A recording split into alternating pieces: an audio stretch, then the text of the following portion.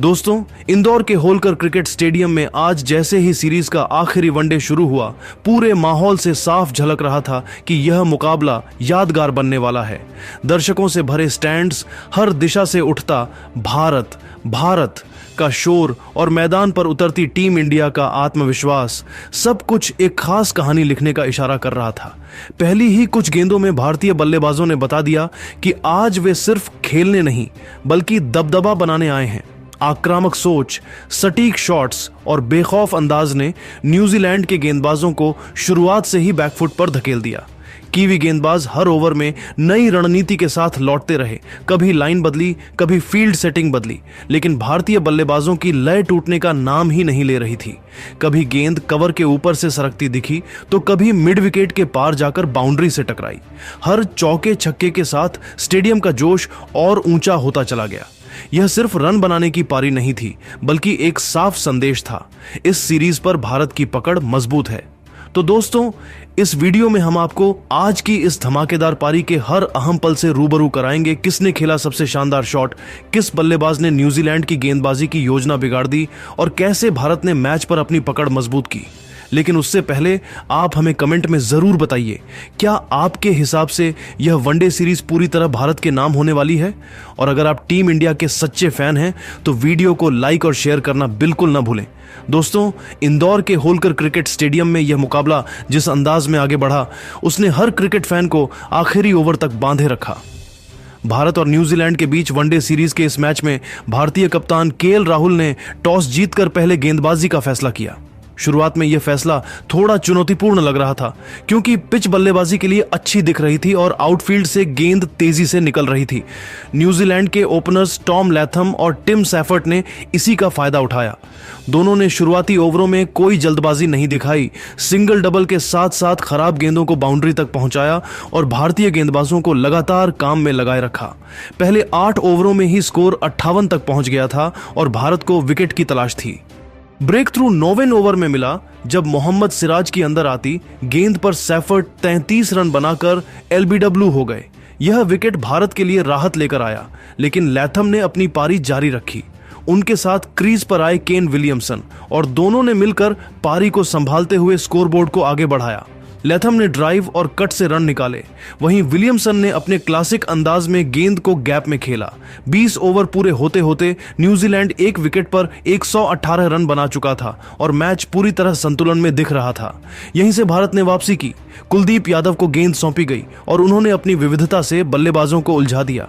23वें over में Latham 46 run बनाकर deep mid wicket पर कैच दे बैठे। इसके कुछ ओवर बाद ही कुलदीप ने विलियमसन को फ्लाइटेड गेंद पर आगे निकलने के लिए मजबूर किया और विकेटकीपर ने आसान स्टंपिंग कर दी। अचानक न्यूजीलैंड का स्कोर 142 पर 3 विकेट हो गया और दबाव साफ दिखने लगा। डेरिल मिचेल और ग्लेन फिलिप्स ने पारी को संभालने की कोशिश की। दोनों ने साझेदारी करते हुए रणगति को फिर से बढ़ाया और कुछ आकर्षक शॉट्स लगाए। मिचेल ने खास तौर पर स्पिन के खिलाफ बड़े शॉट्स खेले और 60 के पार पहुंच गए, लेकिन 38वें ओवर में हार्दिक पांड्या ने फिलिप्स को शॉर्ट गेंद पर फंसा लिया, जो सीधे फील्डर के हाथों में गई। इसके बाद मिचेल भी 64 रन बनाकर प्रसिद्ध कृष्णा की गेंद पर आउट हो गए। आखिरी ओवरों में माइकल ब्रेसवेल और सेंटनर ने तेज रन जोड़ने की कोशिश की, लेकिन भारतीय गेंदबाजों ने लाइन लेंथ नहीं छोड़ी। न्यूजीलैंड की टीम 50 ओवरों में 7 विकेट के नुकसान पर 297 रन ही बना सकी। यह स्कोर सम्मानजनक था, लेकिन जिस शुरुआत के बाद 330 से 340 की उम्मीद की जा रही थी, वहां भारत की सटीक और अनुशासित गेंदबाजी ने कीवी टीम को पीछे धकेल दिया। 298 रनों के लक्ष्य का पीछा करने उतरी टीम इंडिया की शुरुआत इस बार थोड़ी अलग सोच के साथ हुई। ओपनिंग के लिए रोहित शर्मा के साथ यशस्वी जायसवाल उतरे, लेकिन भारत का इरादा सिर्फ तेज रन बनाने का नहीं, बल्कि हालात को पढ़ते हुए चेज को कंट्रोल में रखने का था। पहले ओवर में रोहित ने जैकब डफी की गेंदों को बड़े शॉट्स में बदलने के बजाय गैप में खेला और 2 आसान चौके निकाले, एक कवर के बीच से और दूसरा स्क्वायर लेग की दिशा में। अगले ओवर में जायसवाल ने मैट हेनरी की लेंथ बॉल पर आगे बढ़कर शानदार ड्राइव लगाया और फिर कट शॉट से बाउंड्री बटोरी। भारत ने बिना किसी जल्दबाजी के रन बटोरना शुरू किया, लेकिन 5वें ओवर में मैच ने हल्का सा मोड़ लिया। डफी की अंदर आती गेंद पर जायसवाल फ्लिक करने की कोशिश में चूक गए और एलबीडब्ल्यू हो गए। जायसवाल 18 रन बनाकर लौटे और भारत का स्कोर 36 पर एक विकेट हो गया। इसके बाद विराट कोहली क्रीज पर आए और हमेशा की तरह माहौल बदल गया। विराट ने शुरुआत में बिल्कुल शांत रवैया अपनाया। उन्होंने पहले कुछ ओवरों में सिर्फ सिंगल डबल पर ध्यान दिया और रोहित को खुलकर खेलने दिया। पावर प्ले के दौरान रोहित ने सैंटनर की गेंद पर स्वीप से चौका निकाला, जबकि विराट ने हेनरी की ओवरपिच गेंद को कवर के ऊपर से बाउंड्री तक पहुंचाया। 10 ओवर के बाद भारत 64 रन पर एक विकेट था, थोड़ा धीमा लेकिन पूरी तरह नियंत्रण में। 15वें ओवर में रोहित ने गियर बदला। सैंटनर की लगातार 2 गेंदों पर पहले मिड विकेट के ऊपर से छक्का और फिर स्लॉग स्वीप से चौका जड़ते हुए उन्होंने दबाव न्यूजीलैंड। 15वें ओवर में रोहित ने गियर बदला। सैंटनर की लगातार 2 गेंदों पर पहले मिड विकेट के ऊपर से छक्का और फिर स्लॉग स्वीप से चौका जड़ते हुए उन्होंने दबाव न्यूजीलैंड पर डाल दिया। इसी ओवर में रोहित ने 48 गेंदों में अपना अर्धशतक पूरा किया। विराट दूसरे छोर से संयम बनाए हुए थे और सही गेंदों पर स्ट्रोक खेल रहे थे। दोनों के बीच साझेदारी 100 के पार पहुंच चुकी थी। तभी 22वें ओवर में रोहित का विकेट गिर गया। डेरिल मिचेल की शॉर्ट गेंद पर पुल शॉट थोड़ा जल्दी खेल दिया गया और गेंद डीप में खड़े फील्डर के हाथों में चली गई। रोहित 61 रन बनाकर आउट हुए, लेकिन भारत मजबूत स्थिति में था। अब कप्तान केएल राहुल बल्लेबाजी के लिए आए। राहुल ने आते ही विराट के साथ तालमेल बनाया और रनचेज को आसान बनाने पर ध्यान दिया। 27वें ओवर में विराट ने डफी की गेंद पर लॉन्ग ऑफ के ऊपर से छक्का जड़ा और अपना अर्धशतक पूरा किया।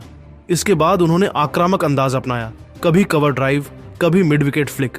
राहुल भी पीछे नहीं रहे और सैंटनर पर 2 शानदार चौके जड़े। 35 ओवर के बाद भारत 2 विकेट पर 210 रन बना चुका था, लेकिन पिच अब थोड़ी धीमी होने लगी थी। 38वें ओवर में विराट कोहली 96 के स्कोर पर दुर्भाग्यशाली ढंग से आउट हो गए। ग्लेन फिलिप्स की गेंद पर बड़ा शॉट खेलने की कोशिश में उन्होंने लॉन्ग ऑन पर कैच थमा दिया। विराट की 96 रनों की पारी ने इस चीज की नींव रखी थी। अब भारत को आखिरी 12 ओवरों में 88 रन चाहिए थे। इसके बाद हार्दिक पांड्या क्रीज पर आए और उन्होंने आते ही मैच का रुख पूरी तरह भारत की ओर मोड़ दिया। हार्दिक ने सैंटनर के एक ओवर में लगातार 2 चौके मारे, एक सीधा और दूसरा मिड विकेट के बीच से। अगले ओवर में उन्होंने डफी की गेंद पर लॉन्ग ऑन के ऊपर से छक्का जड़ा और फिर स्क्वायर कट से चौका निकाल लिया। हार्दिक के 4 दमदार बाउंड्री शॉट्स ने रन रेट को अचानक नीचे ला दिया। दूसरी ओर राहुल पूरी शांति से खेलते रहे। 43वें ओवर में राहुल ने शानदार टाइमिंग के साथ अपना अर्धशतक पूरा किया। इसके बाद उन्होंने जिम्मेदारी संभालते हुए बड़े शॉट्स भी खेले। 48वें ओवर में राहुल ने मिचेल की गेंद पर छक्का जड़कर जीत की औपचारिकता लगभग पूरी कर दी। अंततः भारत ने 49वें ओवर में ही लक्ष्य हासिल कर लिया और 5 विकेट से मुकाबला अपने नाम किया। केएल राहुल 89 रन बनाकर नाबाद रहे, जबकि हार्दिक पांड्या ने 28 गेंदों में नाबाद 42 रन की आक्रामक पारी खेली। यह जीत टीम इंडिया की मैच रीडिंग, संयम और सही समय पर आक्रामकता दिखाने की क्षमता का शानदार उदाहरण बनी। पावर हिटिंग और उभरती हुई गेंदबाजी उन्हें प्लेइंग 11 में खास बनाती है। 8वें नंबर पर गिल ने अक्षर पटेल को चुना है। सुंदर का अर्थ सिर्फ स्पिन गेंदबाजी नहीं है, वे एक समझदार बल्लेबाज भी हैं। पावर प्ले में गेंदबाजी करना, लेफ्ट हैंडर्स को परेशान करना और बैटिंग में 20 से 30 की पारी जोड़ना, ये सभी गुण टीम के लिए संतुलन बनाते हैं। धोनी ने 9वें नंबर पर हैं हर्षित राणा को चुना, जो नई गेंद से तेज स्पेल डालने और पुरानी गेंद से विविधताओं से विकेट निकालने वाले युवा गेंदबाज हैं। धोनी के अनुसार राणा की ऊर्जा और आत्मविश्वास टॉप ऑर्डर बल्लेबाजों को चकमा दे सकते हैं। 10वें नंबर पर धोनी ने प्रसिद्ध कृष्णा को चुना, जो भारत के सबसे ऊंचे और खतरनाक तेज गेंदबाजों में से एक।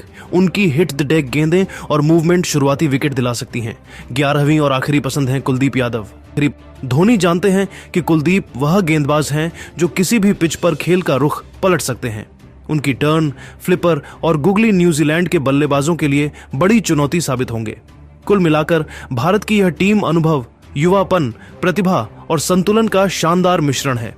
MS धोनी अपनी कोचिंग में हर चुनौती को यादगार बनाना चाहेंगे, जबकि श्रेयस अय्यर की वापसी टीम को और मजबूती देगी। नागपुर का मैदान बड़े स्कोर वाला रहा है, इसलिए उम्मीद है कि पहला वनडे एक हाई स्कोरिंग और रोमांचक मुकाबला साबित होगा। तो तैयार हो जाइए 11 जनवरी के इस बड़े मुकाबले के लिए, क्योंकि टीम इंडिया अपने नए कप्तान और पुरानी ताकत के साथ न्यूजीलैंड को चुनौती देने के लिए